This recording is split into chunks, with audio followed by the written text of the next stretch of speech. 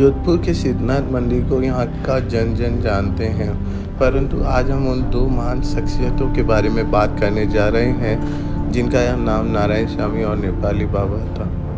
आज हम अपने इस वीडियो के माध्यम से नारायण स्वामी और नेपाली बाबा की जीवनी के ऊपर थोड़ा सा प्रकाश डालने की कोशिश करेंगे। इन दोनों महान संतों ने कायलाना की निकट पहाड़ियों को अपनी तपोभूमि बनाया और प्रकृति के बीच में रहकर भगवान इनकी भक्ति में अपना जीवन व्यतीत कर दिया।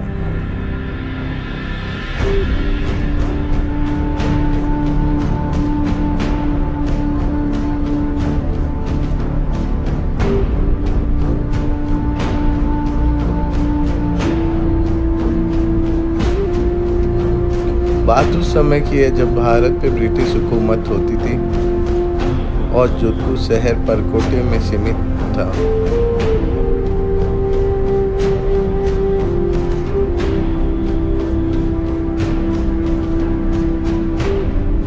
उस समय मध्य प्रदेश के खंडवा जिले में ब्रिटिश इंडियन आर्मी की एक रेजिमेंट तैनात होती थी।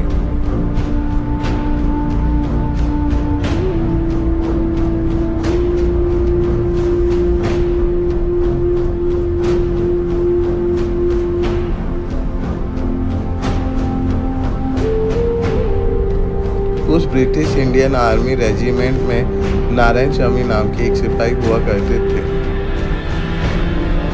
नारायण स्वामी भगवान विष्णु के अनंत भक्त थे और ज़्यादातर समय विष्णु भगवान की पूजा में लीन रहते थे।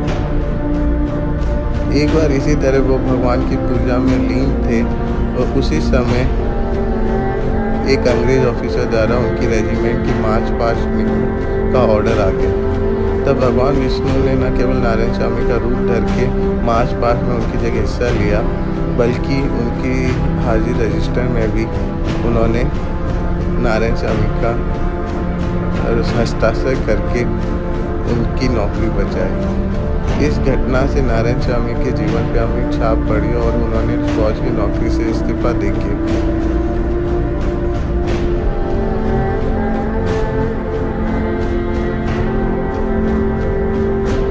तपस्या में लीन होने का फैसला कर।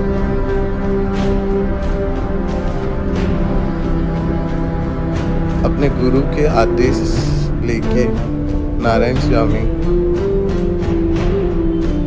मध्य प्रदेश छोड़ के जोधपुर जिले में आ गए और यहाँ पे कायलाना की वीरान पहाड़ियों पर अपनी तपोभूमि बनाई।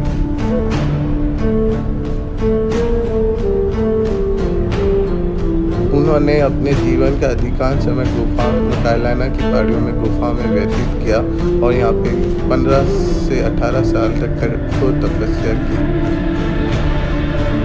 नारायण स्वामी के संग एक महान संत जो नेपाल राजघराने से ताल्लुक़ रखते थे, अपनी किशोर अवस्था में अपने गुरु का आदेश प्राप्त करके जो नेपाल के रास्ते होते हुए राजस्थान और राजस्थान के जोधपुर में आ गए। वो किशोर संत बाद में नेपाली बाबा के नाम से प्रसिद्ध हुए। नेपाली बाबा ने नारायण स्वामी को अपना गुरु माना। नेपाली बाबा और नारायण स्वामी अलग अलग पंथ के थे। जहाँ नेपाली बाबा शैव संप्रदाय से ताल्लुकात रखते थे और भगवान शिव के भक्त थे, वहीं नारायण स्वामी भगवान विष्णु के भक्त थे और वो वैष्णव थे। एक बार एक अंग्रेज ऑफिसर जिसे शिकार का बहुत शौक था, कायलाना की पहाड़ियों में बंदूक लेके जानवरों का शिकार करने आया। तब नारायण स्वामी जी ने अपने रौद्र रूप दिखा के अपने फरसे के डर से उसे वहाँ से भगा दिया। इस घटना से नाराज हो के उस अंग्रेज ऑफिसर ने नारायण स्वामी को जेल में डालने के आदेश दे दिए और उन्हें गिरफ्तार करवा के जेल में डलवा दिया। जिस दिन से नारायण स्वामी को जेल में डाला गया, उस दिन से उस अंग्रेज ऑफिसर को रात में डरावने सपने और जानवर आके डराने लगे। वह मानसिक रूप से बहुत परेशान हो गया और वो ढंग से सो नहीं पाता था। इस घटना की ज़िक्र उसने तत्कालीन जोधपुर महाराजा से किया और उन्होंने आग्रह किया कि नारायण स्वामी को जेल से छोड़ दिया जाए। इसके बाद उसने अपना ट्रांसफ़र करा के वो ब्रिटेन चला गया और ब्रिटेन जाने से पहले उसने नारायण स्वामी से माफ़ी मांगी अपने कार्य किए की। नारायण स्वामी जी एक भविष्य वक्ता थे। उन्होंने भारत और पाकिस्तान युद्ध की पहले से ही अंदेशा जता दिया था और भविष्यवाणी कर दी थी। जब पाकिस्तान एयरफोर्स ने जोधपुर शहर को तबाह करने के लिए 264 बम गिराए जोधपुर शहर पे, तब नारायण स्वामी जी ने कहा था कि मैं अपने भक्तों का बाल भी बांका नहीं होने दूंगा और उन 264 बमों में से सिर्फ 2 बम ही फटे, बाकी 262 बम ऐसे कैसे ज़मीन पे जीवित पड़े मिले। वो 2 बम में से भी एक बम जोधपुर जेल के ऊपर गिरा जिसमें एक कैदी और एक संतरे की मौत हुई थी। नारायण स्वामी जी का ईश्वर के प्रति अटूट आस्था थी और उन्होंने कह दिया था कि इस युद्ध में भारत विजयी होगा और वैसा ही हुआ। भारत ने पाकिस्तान को इस युद्ध में हराया। नारायण स्वामी जी एक बार अपनी गुफा में 14 दिन तक एक ही मुद्रा में बैठे रहे।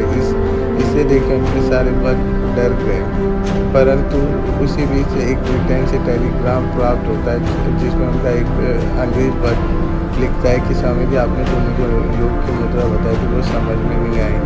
इस पे उनके सारे भक्त अचंभित हो जाते हैं कि स्वामी जी तो गुफा में ही थे, तो वो ब्रिटेन कब गए। ऐसे महान संत नेपाली बाबा और नारायण स्वामी जी की समाधि सिद्धनाथ महादेव मंदिर के प्रांगण में है और बहुत ही भव्य समाधि है। इन समाधि के दर्शन करने मात्र से ही एक सुकून और आत्मिक बल की संचार होता है। आज हम जोधपुरवासी बहुत ही भाग्यशाली हैं कि हमें ऐसे नेपाली बाबा और नारायण स्वामी जैसे महान संतों का आशीर्वाद प्राप्त हुआ। उनकी ये जो गुफा कायलाना किनारे है, जहाँ उन्होंने अपने जीवन का अधिकांश हिस्सा व्यतीत किया, उसके अंदर जाने के लिए रैंक कर जाना पड़ता है और जो उसका मुंह है वो एक खिड़की से भी बहुत छोटा है और उसके अंदर स्वामी जी ने कठोर तप किया था। आज ये जगह बहुत ही रमणीक और सुंदर लगती है और पहाड़ों के बीच में बसी ये जगह में अभी भी नारायण स्वामी का तेज और नेपाली बाबा का आशीर्वाद है, जिसके कारण यहाँ पे आने मात्र से ही मन में एक नई ऊर्जा और शक्ति का संचार होता है। इन महान संतों को मेरा कोटि कोटि प्रणाम और इस जगह की खूबसूरती को बनाए रखना व प्राकृतिक संसाधनों को बनाए रखना है, ये हम सब लोगों की नैतिक जिम्मेदारी है।